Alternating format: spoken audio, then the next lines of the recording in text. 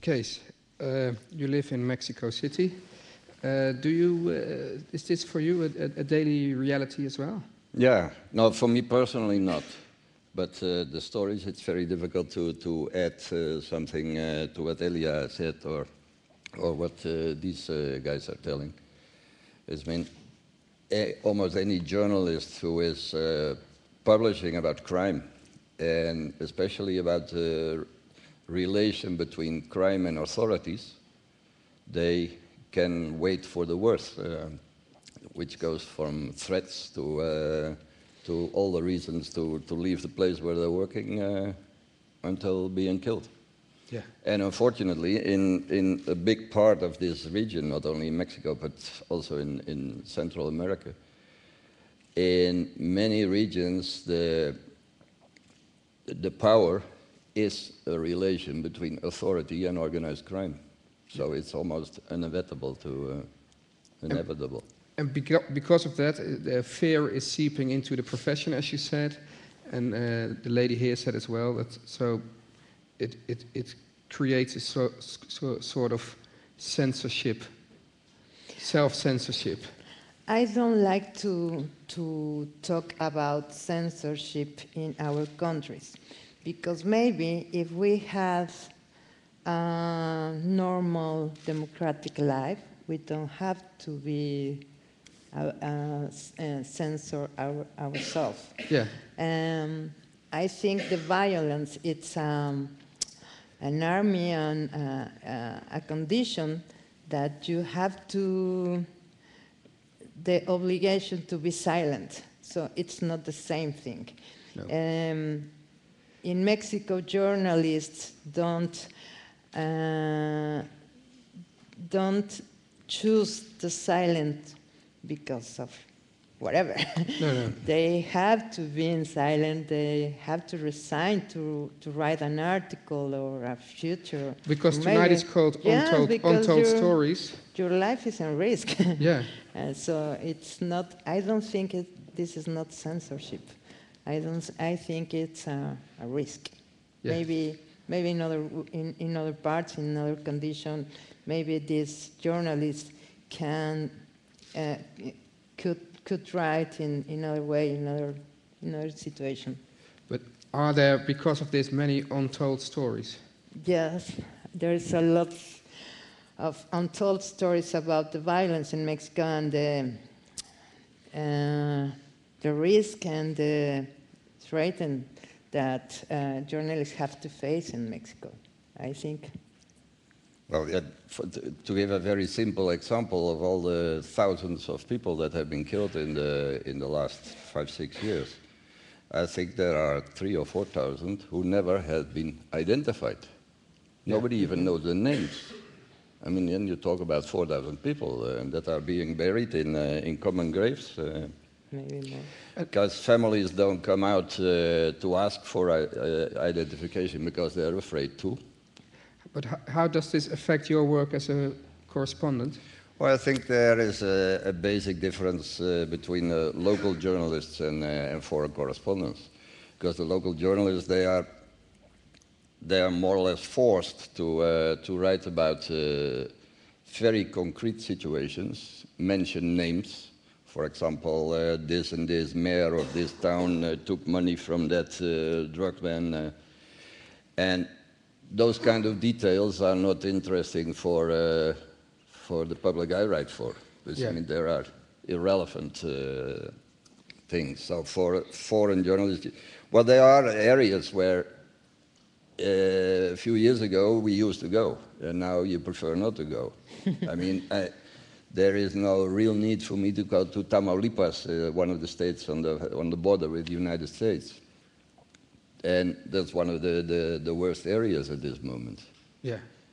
We also heard before that, 20 years ago, 30 years ago, that part of the world was, well, fashionable in Europe. Now that's less the case, because people who are interested probably know these stories, but people who are a little bit less interested, but more commonly I interested. never understand why when you talk about Mexico, because in the 80s, people were very interested in what was happening in Central America because of the wars.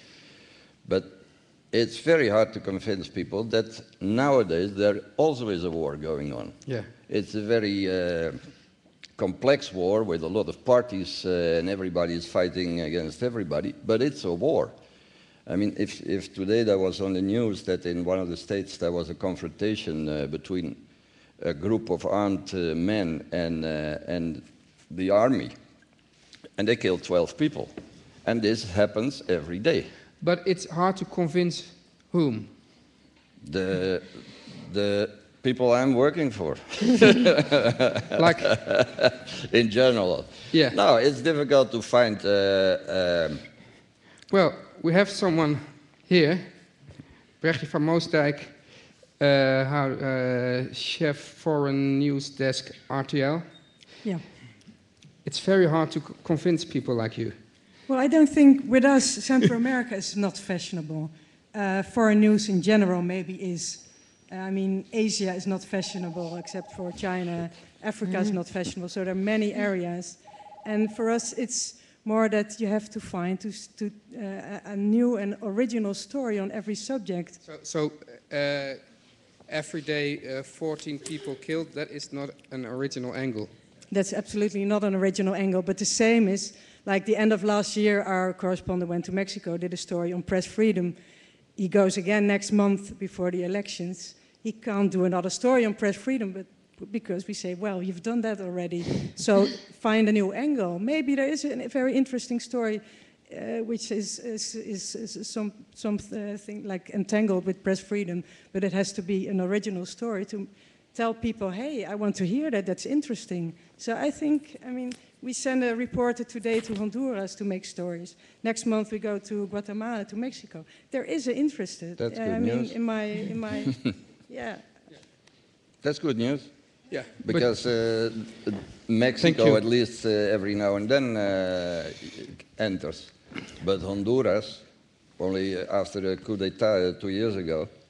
But if there are 20 journalists being killed in 2 years, nobody gives a shit. It's not an original Because they're angle. local journalists. If there would have been one French guy, I don't hope so, then the things would have been different. All of European stations would have been there. But Kees, do you think this is a bit cynical then? Yeah, of course it's cynical, but it's reality, you know? Yeah. I wrote a book last year, and one of the things it says on the back that in Mexico, more people die in the drugs war than in Afghanistan. Well, what more do you need to get attention, no? Yeah. I also would like to invite to the sofa Omar Rabago Vital. Yes, please. From Article 19. Hello. Hello. What is Article 19? Article 19 is a human rights organization. We defend and protect globally. It's a London-based human rights organization that have many programs, and I come from the Mexico and Central America's office. Yeah. Kees was just telling about the drugs wars. Who are the main powers behind that? Well, we don't know because impunity, many of the cases of murders against journalists, they are still remaining in impunity. So we really don't know who's killing journalists. We suppose, and many of the government has these theories, that is the organized crime. But as also Kees also said, it's this gray area where the government and the organized crimes is combined, and you can identify perfectly who is the main perpetrator and where is the line drawn. Yeah, and that is why it's also so dangerous to write about this. Yeah, because you're gonna go to the government, to the local police. More from our figures in the last 3 years, more of the 50% of the aggressions come from the public servants. So who you're gonna ask for protection? The government that is harassing you? Who else? So inside the country, nobody really helps journalists. No, there are few organizations, few journalist groups that are starting to grow up because the the threats, the harassment against journalists is so badly that they need to come together to help each other. We as Article 19, we deliver some safety matters, but we're not the government. We don't cover the whole country, so there's many journalists that doesn't receive the help needed. Yeah. So, well, then the logical question is, what can we do? How can we stop this situation? Or you think, well... To press government. Sorry? Yes. To press government. Yeah, tell the government. The government has received many recommendations from the treaty parties, the UN, the OAS, but it's the only way to pressure the government to start doing things. When there's international people, newspapers going through and pointing what's the case. But we just heard that for the foreign news desks, they say, well, you need an original angle, otherwise it's not interesting. Yeah, sadly for us, for the 6 years have been more than 60,000 killings, and that's more not newsworthy. There are more than 70, well, almost 70 journalists killed. That's not newsworthy. So what's newsworthy? Yeah. Maybe. Sorry to put you on the spot again, but yeah.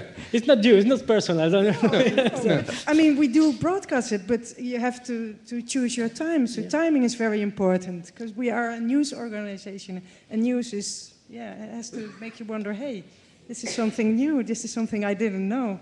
You have to sell the news. You have to sell the news, and you have to have reporters who are excellent storytellers and find the small story, find the new angle to tell it. I think it's possible to cover the same subject over and over again, but with a new angle. And if one of the angles surprising element. one of the angles, which I found the story even hard to sell in Holland too, that all the people who are using cocaine in Amsterdam, do they realize how many corpses there are on the road from where it comes? Until they have their line. That's the same story we are working on, to make a story on the basis where it started, the cocaine, the way it travels until the Amsterdam user here, 2 blocks away. We need fair trade cocaine. Well, it'd be a good thing for you to I see a new business. Leon, what we hear is that there is a big need for support and attention from us, basically. Yes. What can Free Press Unlimited do? Well, one of the things that we think is very important is that to try and bring the stories that are not told, how difficult it may be, and bring them to the limelight. I also think that one of the things that we found out when we had the meeting in El Salvador, usually you see these reporters, we're talking here now in an open area and a lot of people are sharing. But most of the reporters that are under threat are in a remote village. They know their local constituency. These are very isolated people. So we're thinking of how can we create a network so that people can learn from each other. Many of the people that are writing these stories, they have tricks. They have tricks to keep anonymous. They sometimes bring people from the capital so that they cover the story, they do the research, but so that they're not personally involved. And we need to get more tricks so that people are not killed, because a journalist that is killed can no longer tell a story. Yeah. So we need to keep people alive first. That is the first and foremost thing. Yeah. And we can do that by bringing them out of isolation and bringing the stories to the limelight. And if Brechtje says that she needs, innovative angles, then okay, we can take up the challenge and come with innovative angles. But one of the problems that we cannot solve, and this is something that is a bit a problem in Holland, in my view, is that we're not interested in the world outside. We are very inward looking. So, Last few years. Well, I mean, I would say the last 10, 15 years. Well, that's nothing, 10 years. 10 years is nothing. No. No. A lot of people get killed, though, in the time. Yeah. And I think that, we're talking about cocaine. I'm personally not a cocaine user, and this is the truth. Me neither. Yeah. But I've seen people use it, and if you look at the numbers and if you look at the trade, Holland is the #1 trading place for cocaine, ecstasy, and heroin in the world, because we're a distribution country. We're very good at trading. So we make profit out of this. I mean, shouldn't we have some bells ringing here? So I think it is also time for us, journalists in Holland, to take up the story and maybe engage with colleagues outside and do, chain of custody stories. So, you know, from the people sniffing here to back to the cocaine factory in Colombia and see what goes on in there. What we say at RTL News is make people care and find ways that the viewers will care. And you can do that by making the story smaller, by making it apply to them. Yeah. Thank you. So that's one angle, so that's then probably one story. But what surprises me, though, is that even though a lot of journalists get killed, there's still journalists who make stories. Well, we love our work. We really love. And I think in Mexico, there's a lot of journalists who really feel compromised with the journalism. We have a lot of problems, social problems. We are a poor country. We are really a poor country, and we think we have to write about these people and to write the injustice, and there's a lot of stories in this part of the world, and it must be written, it must be told, because we have the right to have a democracy country with safe conditions and you know the value of the information, and we want for all people, for all citizens from Mexico to have this kind of life. Yeah, we have a last clip. What keeps the journalist going?